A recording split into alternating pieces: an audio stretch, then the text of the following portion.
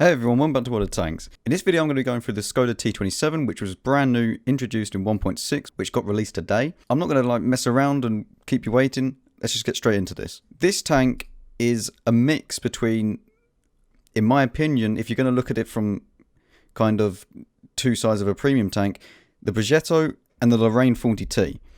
Now why do I say this? Well, if we have a look at the comparison quickly, as you can see, it's not exactly the best premium tank you could get. The Progetto is 10 times better, and in my opinion, the Lorraine is also 10 times better. Now, why am I even comparing it to the Progetto? Well, it has basically a similar gun, but in this case, this is actually an autoloader, and that's an auto reloader. Now, the tank does get decent gun depression, but then so does the Lorraine, and so does the Progetto. If you compare it to its actual tier 8 counterpart in the tech tree, you'll see that this is actually one of the worst tanks in the game, but even then, it doesn't look that bad comparison to the Skoda T27. The only downside that the actual TVP has is that it's got 194 pen, or if you choose the big gun, 188. It still has higher DPM, but we're not really going to talk about that because autoloaders are obviously different to a single shot gun. Now, the thing that I find really annoying with this tank is its actual alpha damage, as well as that, its penetration. If we could just look at the actual guns it has 202mm penetration. Now, that, in nowadays World of Tanks, is not very much. To think that this can actually meet tier 10s, this can meet a type 5 heavy. As well as that, it's going to meet a type 4 heavy, or even an ONI most of the time. 202 pen is not really a lot. And then considering the fact that you only get 242mm when you actually load the gold. Now, I wasn't given this tank. I'm not a community contributor or anything like that, as you can probably tell by my sub count because it's like 200 odd. For people that are actually going to pay their hard-earned money for this, it's not a tank that I would recommend. If you look at the Lorraine is an amazing tank. I don't see why anyone would actually choose this over the Lorraine, considering also that most people can get the Lorraine because if you have tier H Prime, you can still buy it. 240 alpha would be forgiven if it had, say, I don't know, one more shell. But the fact is that this thing can only output 720 damage per clip. Now, 720 damage is not a lot. You think about it, 720 damage and then you've got to reload for 22 seconds? That's not a lot of damage. The Lorraine is going to output 1,200. Sure, it's going to take slightly longer to output this damage, but why does that matter that much? It's only 0.7 seconds faster. If you think about it, it's also got insanely better penetration on the Lorraine. You have 232mm of penetration base, and then if you actually do want to fire gold, which I don't even fire in this tank, you get 263, which is more than enough to deal with most tanks in the game. Now, some of you are obviously going to be saying, well, Max, the Progetto has pretty poor penetration as well. Yeah, but it has 259mm of premium round as well. Also, it costs the same amount for a premium round that does the same damage, but less penetration. I'm paying 4,400 per shot for a premium round that is not always going to pen. Think about it this way. If you got the Lorraine, that's 10mm less penetration than the premium round on the Skoda. That's insane. And to think that the Progetto still gets more base pen and 212 isn't actually that bad. And here's why. The Defender, its lower plate, if it's angled like this, let me actually find my Defender quickly. The Defender's lower plate, if it's angled like this, you need 220mm of penetration around about here. It will go up to about 218.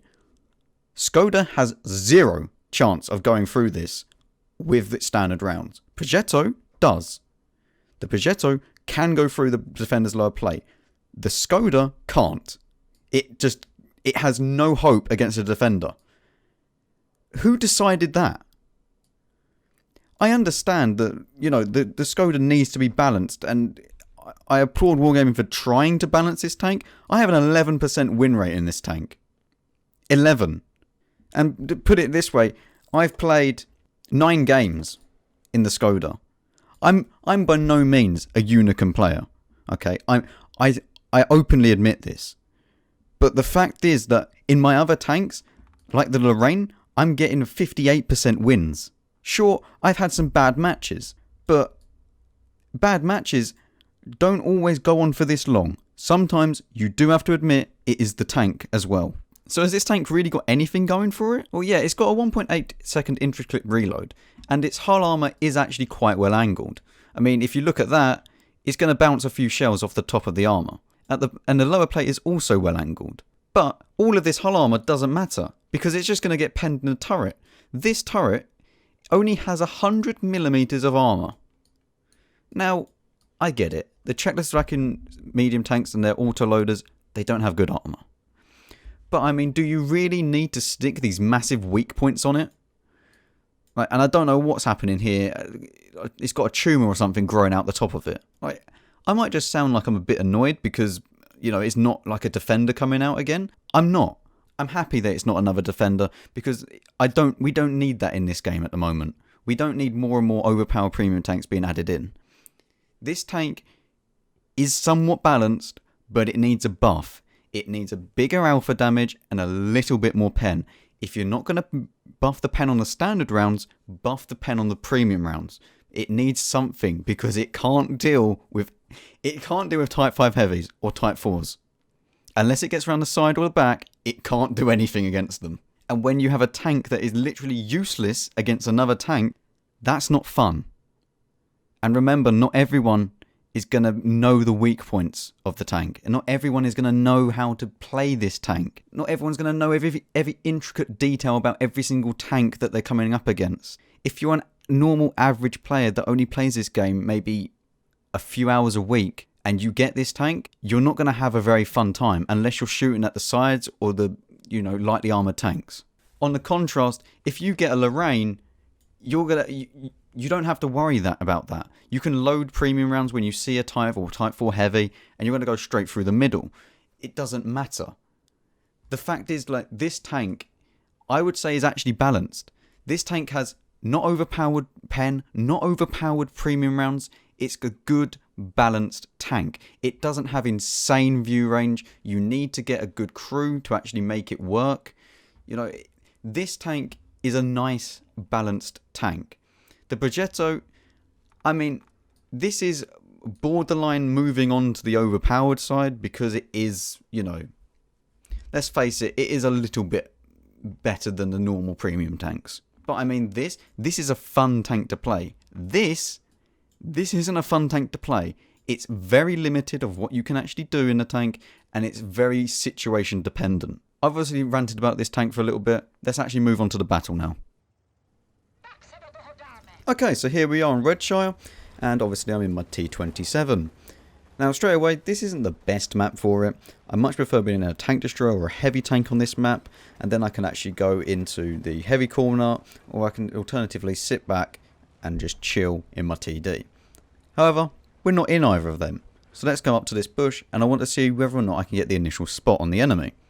Now this tank's mobility isn't the worst, it's not the best, but it's not the worst. So, you know, you can do some type of scouting, and as long as you do have that kind of good view range, you know, get that to 445 so that you've got the max spotting range, you know, you're okay. You can afford to scout in this tank if you need to. So straight away, we spot the Scorpion G. Now, Panther 2 also gets spotted, but this Scorpion G makes a mistake, and he gets punished for it. As you can see, 3 shots in. Would that have been any different than the Lorraine? Well, not really, because we didn't have time to actually put that in, and we might have only put in 2 shots, which is exactly the same, you know, would we attract him? Maybe. But there's not really that much of a difference between that situation where the Lorraine would have been better. And that's what I mean when I say it's very situational dependent. Right here, Object 416, massive mistake. He gets tracked there, we punish him, we put 2 in, can we put a 3rd? No. This tank does have 0.38 accuracy, which is not the best, but it's not terrible. And I mean, it's not Russian, so it's not going to snap shots in left, right and centre. So 0.38 is a bit disappointing, to be honest, but it's manageable. It's not the end of the world that it's got only 0.38. So now we want to move up a little bit, and I want to see whether or not I can spot people on the right. See a T-34 100. Snap a shot in there. You know, making me eat my words a little bit there with the poor accuracy. But we put a shot into him, and now I want to wait and see whether or not I can get a shot on this T27. Obviously being my counterpart on the enemy team. Now, there are two T27s on the other team, but they're not having too much of an impact so far in this game, and we've racked up nearly 2,000 spotting damage just like that. Now, I see him. I can't shoot yet. I'm going to wait until he moves back, because it does look like he's doing that. And poor accuracy plays its part there. However, we do get a shot into the Progetto as he falls back. That's a bit unfortunate for him, but we don't care. Damage is damage. Artillery gives us a nice little love bump. We just shrug it off. Don't need to worry about that. Now, I was debating whether or not to use my medkit here, but there's no point. It's only got a few seconds left. And now, let's see how many shots we can put into this Skoda. Straight away, he goes off. We don't know where he's gone. He's probably fell back, you know, after... It looks like the first shot went in, so he's probably fallen back straight away. Now, we're going to progress forwards because we've just killed the Progetto on the right-hand side there. And now we're going to look for easy targets to pick up. And that's where an autoloader really comes into play. You know, you can afford to just kind of chill back at the back of the map, or, you know, wait a bit and act like that assassin tank to really, you know, take out those enemies later on in the game. Brilliant result there. We get two kills with 2 shots. Now, choose to reload because I know that, you know, this Skoda has got more than half its health left. And, you know, going back to that assassin role, it can't be that assassin like the Lorraine. You know, albeit, yes, it can reload a bit faster, but it can't pump out 1,200 damage. Like that's getting close to, you know, taking out most of the tier 7 tanks, you know, with one clip. This tank can't do that. It can take out a tier 6, but it can't take out a tier 7 with one clip. And that's where the Lorraine really plays its hand, and it's a better tank overall for that. I mean, what am I meant to do here? Like, obviously, just track him.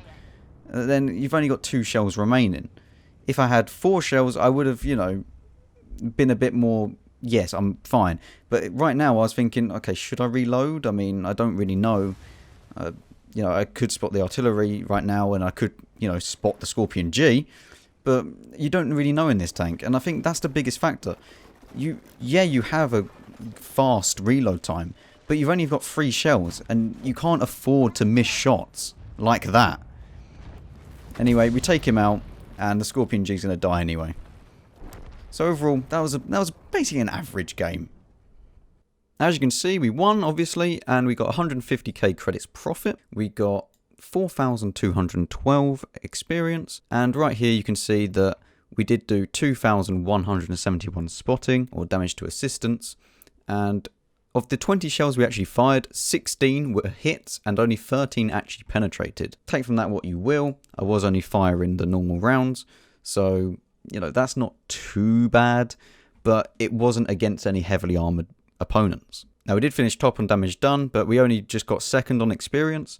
Obviously, this guy had a great game with 3,500. If you look in the detailed stats, we did actually take home 120k credits profit from this game. Having said that, if you only used fire extinguisher, you wouldn't have even lost those 20k. So you would have earned 140k. So this tank is obviously a good credit maker, as long as you can actually pen them. So if you did enjoy this video, then please leave a like, subscribe, dislike, I don't care, and I'll see you in a bit.